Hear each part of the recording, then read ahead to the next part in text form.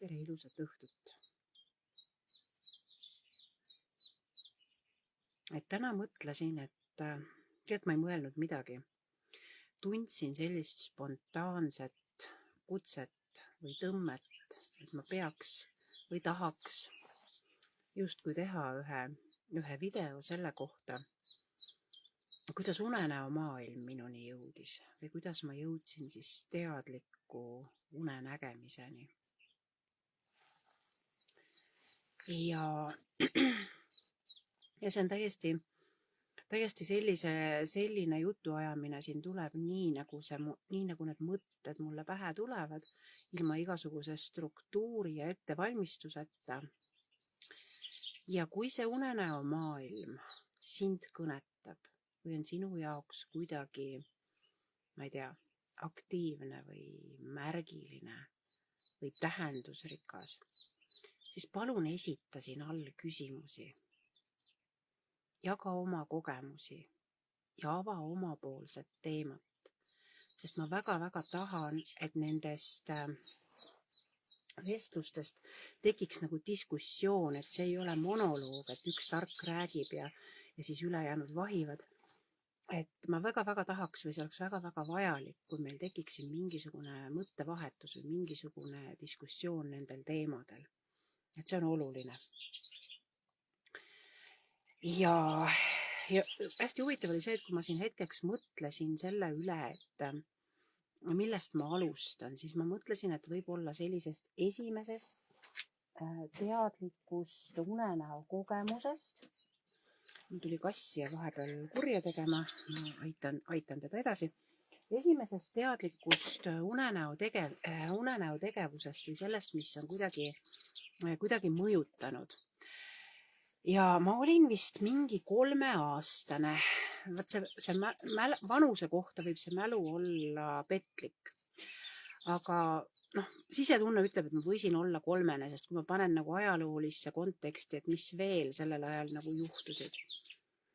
Ja ma nägin ühel öösel unes, või seal öösel, see oli võib-olla hommikupoole ööd, sest ma tean, et ma olin juba ärkvel olnud. Ja nägin unes siis sellist asja, et minu vend, kes oli minust 6 aastat vanem, et ta siis võis ka olla sellel ajal kuskil 9 või 10 aastane. Ja üks naabripoiss, kes tegelikult oli linnapoiss, aga kes käis maal vanaema juures, et nemad kahekesi siis, sellised 9-10 aastased poisid, olid meie Kreissae all ja sõid saepuru. Et selline naljakas või imelik unenägu, pealtnäha tundub nagu mitte midagi ütlev. Aga mis minu jaoks oli seal hästi märgiline või tähendusrikas, oli see, et ma nägin seda und lahtiste silmadega. Ja ma olin sellest nii šokeeritud, et kuidas on võimalik lahtiste silmadega und näha. Ja ma tänaseni ei tea sellele väga selget vastust, et kuidas see võimalik on. Aga nagu väikese lapsena ikka, et kelle poole sa pöördud, et pöördud ema poole, eks ole, et ema ma nägin lahtiste silmadega und. Et hõõrusin silmi ja ikka nägin und edasi, eks ole. Ja ema ütles, et ära mõtle lolli asju välja, et mida sa fantaseerid. Ja ma saan aru ka, et tolle aja teemad ja küsimused kõik, et ega siin ei saanudki teisiti olla kuidagi, kui fantaseerida ainult. Aga ometi mul see tunne, see unenäo tunne oli minus niivõrd selge. Ja siis ja mulle tundus, et ema võib öelda, mida ta tahab, et mulle tundus, et ikkagi minul oli sellel hetkel õigus, sest see tunne oli nii realistlik, et see mind, ma ei uskunud või ma ei saanud seda kuidagi nagu, ma ei tea, kuidas öelda, nagu minema visata, see oli nii reaalne. Ma ei tea, mida see unenägu tähendas, ma ei ole selle tähendusega enam edasi tegelenud, aga ilmselt see kogemus oli minu jaoks kuidagi moodi märgiline. Et näha lahtiste silmadega und. Ja hiljem, kui mitukümmend aastat mööda oli läinud, siis ma sattusin lugema, ma enam ei mäleta, see oli kuskil raamatus, mingi šamanistliku praktika raamatus, ja seal on täiesti eraldi meetod selle kohta, kuidas lahtiste silmadega näha und. Ja seal, just nimelt seda on võimalik justkui harjutada. Mina ei ole seda harjutanud. Sest see ei ole see teema, mis mind kuidagi nagu köitnud või paelunud oleks või ma ei ole tundnud, et see nagu vajalik oleks.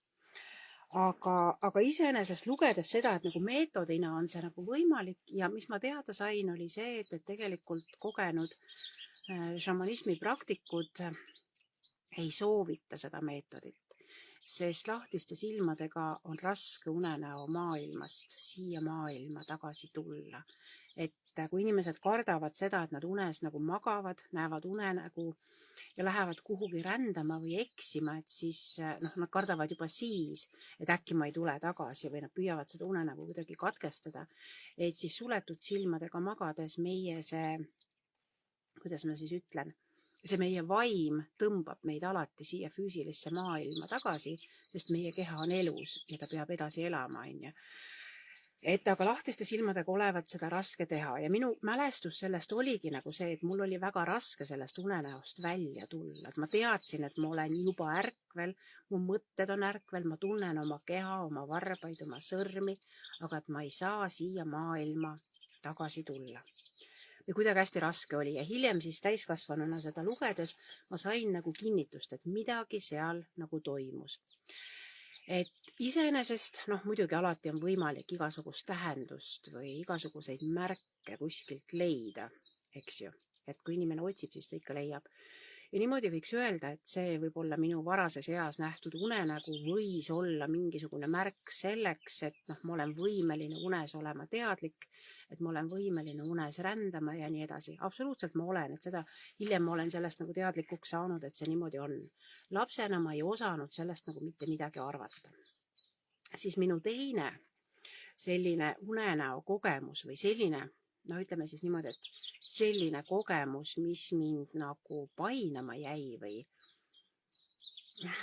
ta isegi ei jäänud painama, et seal ei olnud midagi negatiivset, aga mis võiks öelda, et kuidagi emotsionaalsel või energeetilisel tasandil jättis nii sügava jälje. Oli üks selline, ma isegi ei mäleta, mis aastaaeg võis olla, ma pakun, et see ikka mingi kevad või suvi oli, või vähemasti selline, et päikest oli palju väljas. Ja ma olin üksi kodus. Ja siis võisin olla umbes 4-aastane. Ka selline väike, tänapäeval öeldakse, et ei tohi lapsi üksi jätta, aga mina olin kogu aeg üksi kodus ja ilmselt sellepärast ongi minust saanud see, kes ma olen, et mul oli nii palju iseendaga olemise aega, järelemõtlemise aega, elu tundma õppimise aega. Et ma ei ütleks, et see halb on. Ja juhtus siis selline asi, et olin üksi kodus ja nagu tundsin, et kuidagi nagu, ma natukene nagu kartsin millegi pärast. Ma ei mäleta, mida ma kartsin. Ilmselt see üksi olek kuidagi tekitas ikkagi natukene ebakindlust. Ja kui te teate, neid vanasti olid need sellised tittede vatitekid mingi meeter korda meeter või vähem sellised väikesed, 1,20 korda 1,20 meetrit. Mul oli ka selline tekk ja ma mäletan seda tekikotti roosa ja valge mustriga, selline mingi ruudumuster, millel oli veel lillekiri sees. Ja ma lautasin selle teki siis põrandale, sellesse kohta, kus see päikeselaik oli. Ja kus see päikeselaik oli ja siis ma viskasin pikali sinna põrandale sellesse päikeselaiku ja ma jäin magama. Ja ma ei mäleta, mida see 4-aastane laps üldse oma elust veel mäletab, on ju, et ma ei mäleta, mida ma täpselt unes nägin, aga ma mäletan seda kogemust või seda tunnet, millega ma ärkasin. Ja see oli väga ülev tunne, ülev. Ma ei oska öelda nagu pühalik tunne, et ilmselt seal unenäos midagi toimus. Ja tagantjärele ma ei ole seda uurinud, mis seal toimus, et jälle omavahel öeldes on võimalik välja selgitada, kui praktiseerida seda selgelt unenägemise praktikaid, on võimalik välja selgitada need asjad, et mis unenäos toimus ja mis see sinu jaoks tähtis on ja nii edasi. Ma ei ole sellega tegelenud, aga mul on see pühalik tunne meelde jäänud. Ja mulle see tunne väga meeldis, et mul ei ole elus vist ühtegi, täiskasvanuna muidugi on, aga lapse eas mul ei olnud ühtegi nii pidulikku või ülevat kogemust, kui oli sellest unenäost ärkamine. Iseenesest unenäo sündmused mul ei ole meeles. Siis mingisugune järgmine kogemus, mis mul on meelde jäänud, et seda ma mäletan üsna täpselt, et ma olin 9-aastane ja meil oli üks selline väikene noh, ma ei tea, alla põlve kõrgusega selline must pikakarvaline koer, Woody oli tema nimi. Ja see Woody oli muidu selline hästi tark koer, ta oskas käituda ja ta niimoodi, kui temaga rääkisid ja ta kuulas sõna ja tegi kõiki asju, mida sa ütlesid talle. Aga kui sind kodus ei olnud, siis ta tegi kõike seda, mida tema tahtis, et siis ta kõiki neid reegleid ja asju nagu eiras. Ja vaat meil oli siis see Woody ja naabritel oli siis tol ajal selline, ma ei oska öelda, mingi hundikoera moodi või saksa lambakoera moodi koer. Eks ta mingi segavereline selline oli, suur koer. Ja see koer oli tegelikult see suur koer oli selles mõttes tige, et ta ei sallinud väikseid koeri. Ja siis ühel öösel nägin ma unes, et see naabri koer murdis meie selle väikese karvase koera maha. Lumi oli maas, see oli selline aastaaeg, kus päriselt ka oli lumi maas. Ja kõik need soolikad ja veri oli mööda siis minu toa akna alust laiali. Ja saad aru, ma elasin seda unenägu niimoodi läbi, et ma ei saanud aru, ühest küljest, see esimene kogemus oli sellest, et see on uni, sest ma unenäost sain aru, et see on uni. Et esimene märk sellest, et on tegu nagu teadliku unenägemisega, on siis see, et sa unenäos magades saad aru, et tegu on unega. Ja kõik need sündmused olid nii reaalsed, et ma justkui teadsin, et see on uni. Ja see tundus ikkagi, aga tegelikult see on päriselt. Ja siis ma mingil hetkel ärkasin ja sain aru, et see ikkagi oligi uni, aga see unenäo emotsioon või kõik need kogemused ja see energeetiline selline tunnetus, see oli niivõrd selline ehe, et ma läksin täiesti õue vaatama, et kas selle koera soolikad nüüd on mööda õued laiali või ei olnud, õnneks ei olnud, eks ju. Et võib-olla sellise esimese teadliku unenäo kogemusega oli siis tegu mul 9-aastaselt, et ma sain aru, et ma magan ja näen und samal ajal. Ja nagu lastel ikka sellest ei juhtu mitte midagi, eks ole, elad oma lapse elu nii, nagu sa oskad ja saad, on ju, või nii, nagu siis võimalik on sellel hetkel. Ja mingeid selliseid kogemusi mul nagu oli. Aga kuna ma olin oma lapse eas hästi palju ka üksi kodus, nagu ma siin varasemate kogemustega ka rääkisin, siis minus kujuneski 2 asja välja, et lapse jaoks on nagu väga raske vahet teha seda, et kus kohas lõpeb selline meditatiivne seisund ja kus kohast algab unenägu. Sest üksi olles sa võid mõnikord väga vajuda oma sisemaailma kuni magama jäämiseni ja tulla sealt välja ja seal vahel on veel mingid tasandid, mida sa justkui mäletad, mis justkui kõnetavad sind, aga päris täpselt sa ikkagi nagu ei tea. Lapsena sa ei tea, mis asjad need on, sa ei saa sellest aru. Ja teine asi siis, mis mind hästi palju mõjutas, oli loodus, et me elasime maal elades, oma asju tehes, kui ilm vähegi lubas, olid õues, kõik igasugused lillepuhmad ja põõsad olid nagu tuttavad, seal all sai pikutamas käia ja kõiki taimi sai maitstud ja katsutud ja puudutatud, et see taimede selline, tol ajal ma ei osanud seda niimoodi öelda, täna siis ütleks, et energeetiline maailm sai just läbi selle või tänu sellele mulle tuttavaks. Ja nii need asjad kuidagi läksid. Ja siis hiljem, ja vahepeal ma nagu isegi ei mõelnud selle peale üldse. Ja siis kunagi täiskasvanuks saades mul tekkis nagu selline mõte, või selline äratundmine, et unenägudes on midagi, mida ma nagu seletada ei suuda, millest ma lõpuni aru saada ei oska. Tahaks, aga ei oska. Ja siis kuidagi jõudsid minuni mingisugused, nagu ikka üks asi viib teiseni ja alguses lugesin mingit kirjandust. Siis aastal 2007 läksin õppima ja õpingute käigus läksin õppima siis holistilist regressiooniteraapiat, mis on siiamaani, ma ütlen, et kui kellelgi on huvi midagi õppida, siis holistilise regressiooniteraapias esimene aasta on tegelikult enesearengu aasta. Ja mitte ükski mina õppisin terapeudiks ka, et siis mina õppisin 3 aastat, nüüd on see õpe veel isegi 4 aastat koos supervisiooniga. Et ma ütleks, et ükski koolitus ei ole mind nii palju õpetanud ja ennast avastama pannud, kui oli see holistilise regressiooni õpingute periood.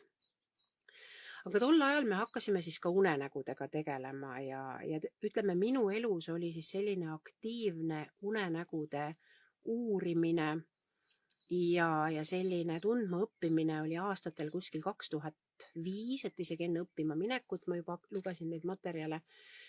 Ja kusagil aastal 2014 kuhugi sinnamaani ma nagu õppisin seda unenäo teemat hästi-hästi palju.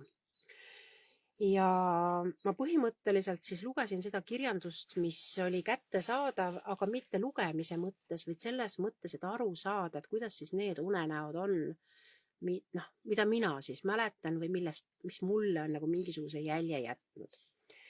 Ja tõlgendades siis erinevate ekspertide ja autorite ja uurijate kogemusi, tegelikult mida ma lugesin, ma uurisin ka erinevate põlisrahvaste kogemusi, näiteks mingisugused indiaani pärimused unenägemise kohta, aborigeenide pärimused, jungiaanliku psühholoogia sellised teadmised selle kohta ja Tiibeti unenäo jooga. Ja siis ütleks niimoodi, et see Tiibeti unenäo jooga ja aborigeenide selline pärimus on võib-olla minu sellise hingelaadiga võib-olla kõige rohkem nagu ära haakinud, kuigi see ühisosa on nende kõikide vahel olemas tegelikult. Ja siis miks, võib-olla nüüd küsid, et miks aborigeenid, et tegelikult ma ei ole ju elus ühtegi aborigeeni oma silmaga näinud, et ma isegi suuda ette kujutada, millised nad välja näevad, kuidas nad käituvad ja mida nad päriselt teevad, et minu see teadmine tuginebki filmidele ja kirjandusele. Aga kui tunnetada seda mõtteviisi või seda mõttelaadi, siis mis mind hästi nagu kõnetas, on seal see,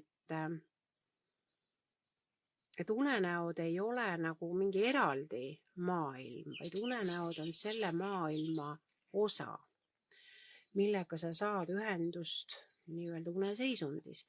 Ehk siis unenäod on see aeg või see maailm, kus sa saad ühendust meie esivanematega, meie maaga, meie loodusega, meie keskkonnaga ja selle pärimusega, mis tuleb aastatuhandeid, mitte 1000, vaid tuhandeid enne meid.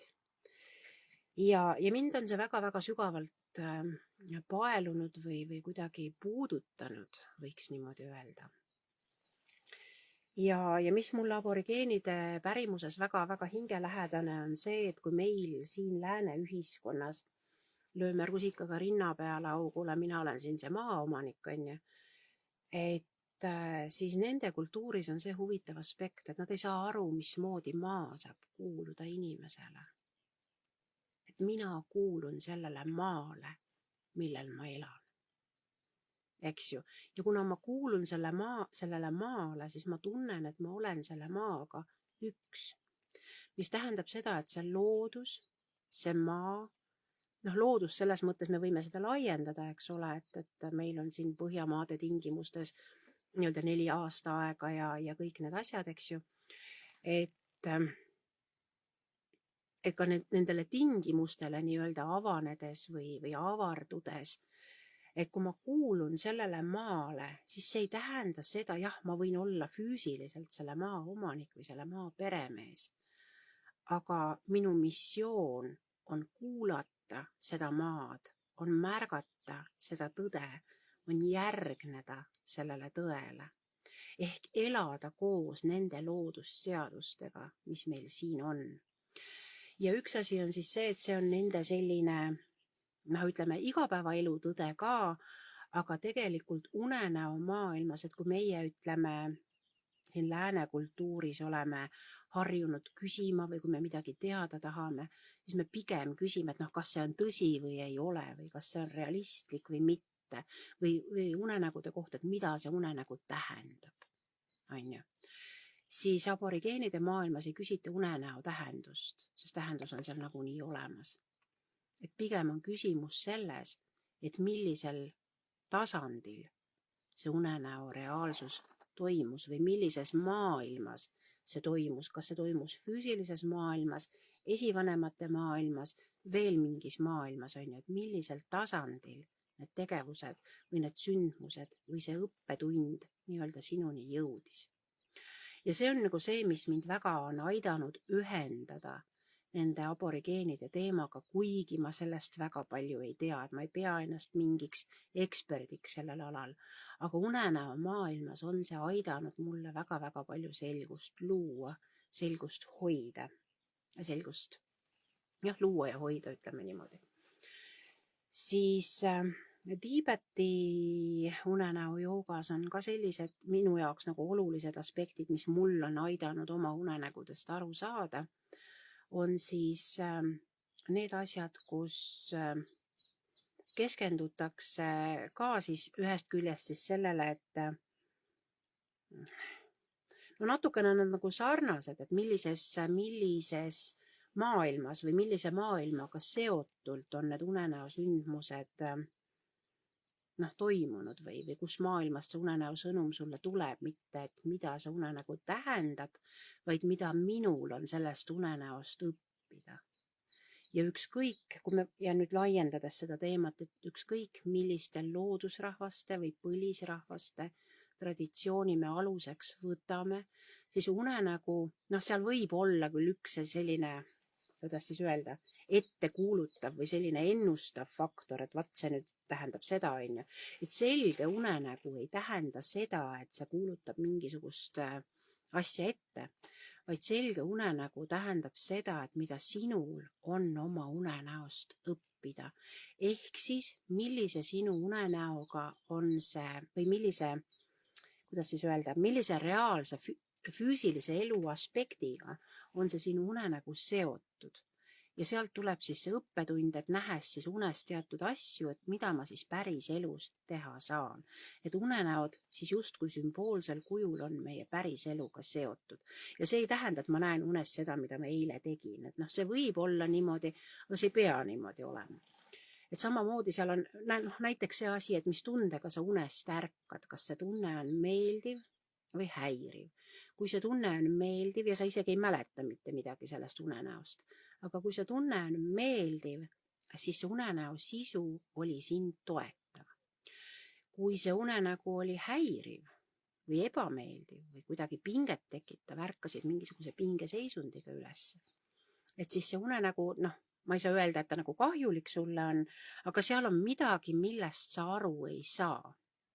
Ja tähendab, siis on see koht, et kuidas siis õppida sellest unenäost aru saama, mitte sümboleid tõlgendama, mida inimesed tihti tahavad teha, vaid pigem, et mis see minu isiklik sõnum selles unenäos on, et unenäod kunagi, ma ei tea, et ütleme sellised universaalsed sõnumid, kui sa näed koerat, siis on sõprus või truudus, et unenägude seletused ei ole nii mustvalged.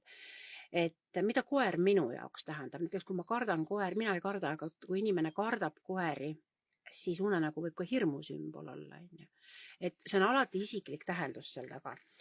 Ja selliseid asju nagu õppida nägema ja õppida ära tundma ja neid ma siis praktiseerisin aastal kuskil 2004-2005 kuni 14, et ära tunda neid asju ja ma tõesti, ja see praktiseerimine tähendas seda, et ma iga päev pidasin unenäopäevikut, kirjutasin üles, mida ma märkasin, mida ma tundsin, millest ma aru sain, mis jäi arusaamatuks ja üleskirjutamise mõte ei olnud mitte selles, et sealt nüüd mingisugune tähtis raamat sünniks, vaid see üleskirjutamise mõte oli see, et mul tekivad oma seosed.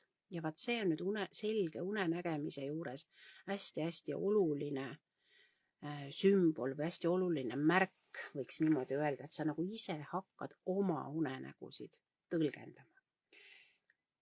Ja ma mäletan neid esimesi kordi, kus ütleme niimoodi, mul muidugi oli selliseid unenägusid, mida ma mäletasin, aga tahaks ju, et iga kord ärkad ja mäletad ja kõik need asjad ja kuidas seda ei olnud. Ja siis ma mäletan, kuidas sai vett juua, et täispõiega on nagu unenäod natukene erksamad, kuna siis on see, sa oled nagu seal une ja ärkvel oleku vahelises seisundis, eks ole, ja kõik sellised asjad. Ja tegelikult see aitas kaasa, nagu selles mõttes.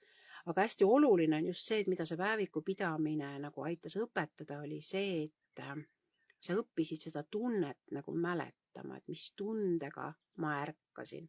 Ja minu jaoks oli hästi-hästi oluline praktika see, et minna tagasi samasse unenäkku, kus sa juba oled olnud. et see on ka hästi selline, et noh, vahest on niimoodi, et ärkad mingist unenäost üles, sa mäletad küll, mis seal oli, aga nagu sündmused jäid pooleli või kuidagi nagu noh, midagi jäi nagu puudu või midagi jäi ebaselgeks. Et siis see meetod, kuidas minna sinna unenäkku tagasi, on minu jaoks hästi valgustav olnud. Ja ma olen seda rakendanud ja see on töötanud selles mõttes, et ma siin nagu väga pikka ülevaadet selle kohta ei anna, sest et noh, inimesed on hästi erinevad, et see ongi natukene personaalne teema.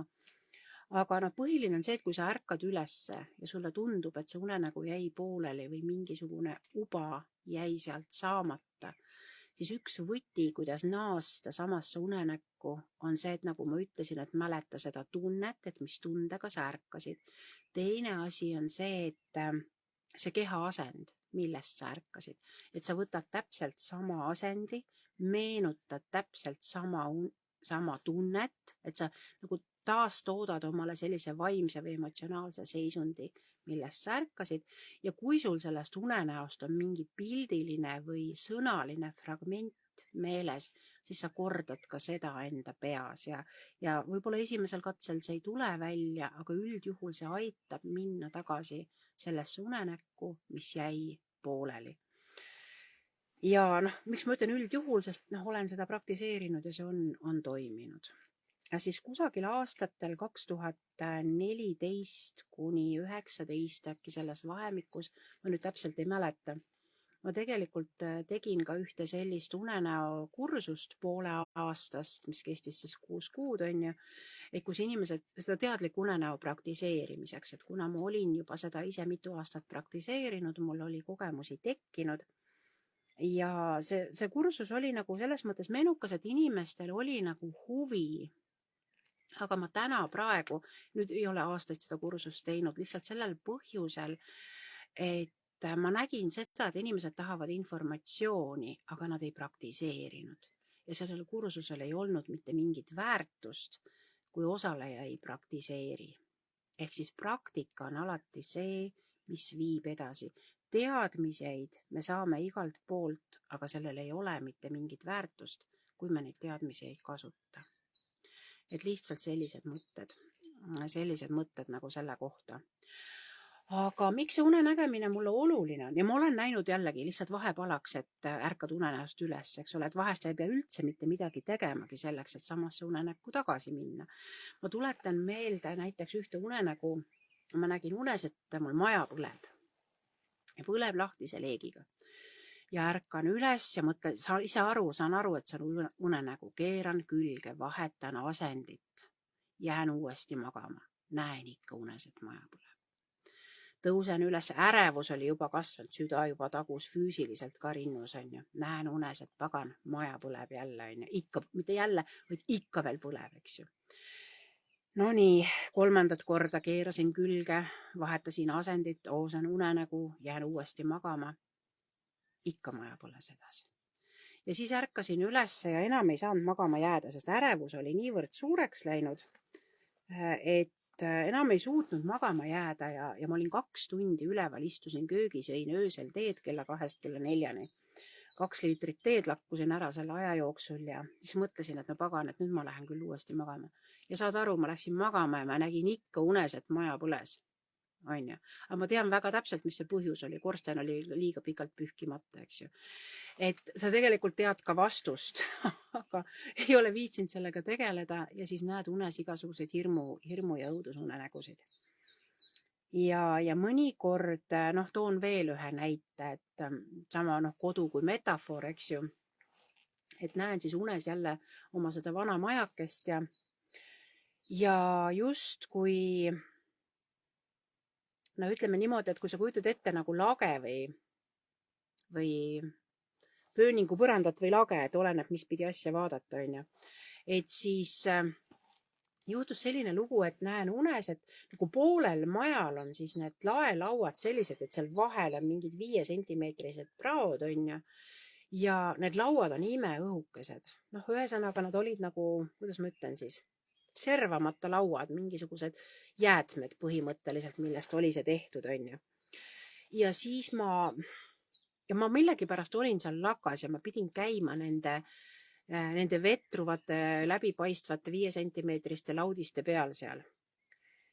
Ja oht oli see, et äkki ma kukun alla. Aine. Ja siis oli samamoodi, et ärkad unenäost ülesse ja näed seda sama unenägu veel, et äkki ma kukun alla.